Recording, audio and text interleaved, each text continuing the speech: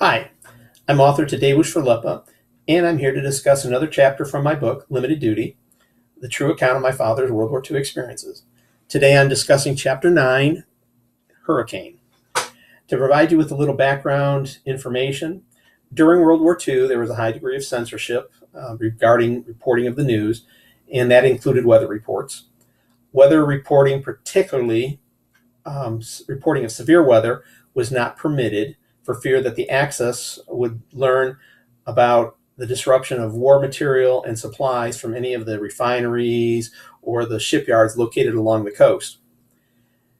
Because of U-boat activity in the Gulf of Mexico, the government placed a restriction on radio communication between ships at sea and land-based radio stations. Ships were instructed to maintain strict silence. Weather reporting prior to the war was often provided by ships at sea. They would inform land-based radio stations of potential severe weather headed for the Gulf states, particularly hurricanes. With radio silence enforced, ships were unable to relay the news of the impending severe weather. On Sunday, July 25th, soldiers from the nearby Camp Wallace left camp to participate in field maneuvers. The weather was pleasant with blue skies and a light breeze. Weather on the 26th wasn't much different except for a stronger breeze, permitting the field maneuvers to continue.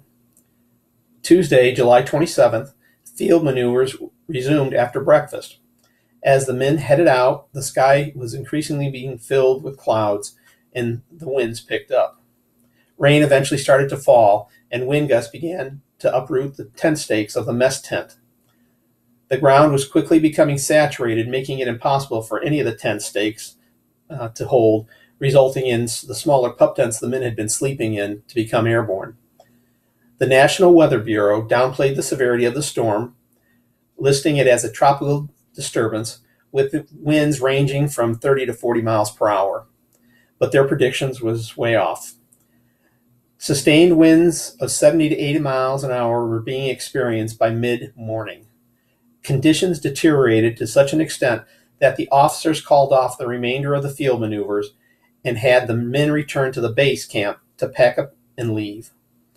By the time everyone had returned, the winds were well over 100 miles per hour, with wind gusts of 132 miles an hour having been reported.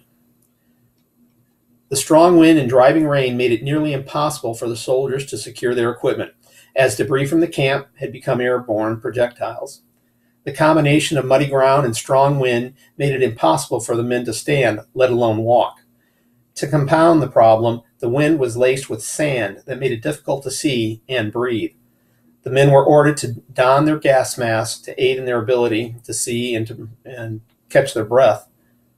The hurricane toppled the 3 broadcasting towers in Houston, leaving the area without the capability to broadcast any warnings to the people of the surrounding area.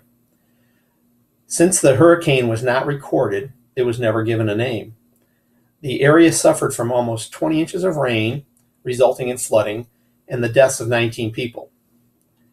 After this hurricane, the government revised its policy and never again would advisories be censored from the public. The risk to human life was too great.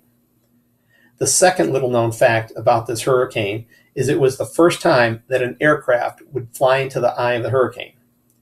Colonel Joe Duckworth was training a group of English pilots on instrument flying at Bryant Field. The British pilots often joked about the flight worthiness of the AT-6 trainer they used during their training exercises. Colonel Duckworth decided he had had enough of the kidding, and he made a bet that he could fly the AT-6 into the hurricane and through it, and he would be safe. He employed Lieutenant Ralph O'Hare to be his navigator, and on the morning of July 27th, these 2 men successfully flew through the eye of the hurricane, thus winning the bet. The bet was for a highball drink.